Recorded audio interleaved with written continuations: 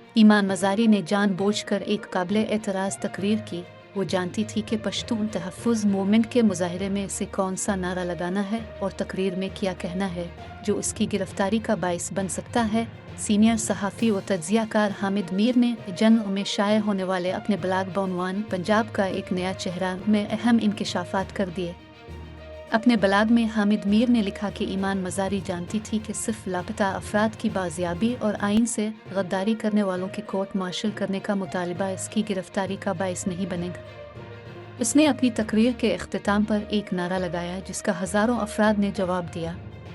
तकरीर ख़त्म करने के बाद उसे मशवरा दिया गया कि वो आज रात अपने घर न जाए क्योंकि उसे गिरफ्तार कर लिया जाएगा, लेकिन वो मुस्कराती रही। इसके कुछ करीबी दोस्त काफ़ी दिनों से ये अंदाज़ा लगा चुके थे कि ईमान मज़ारी जेल जाने का फ़ैसला कर चुकी है।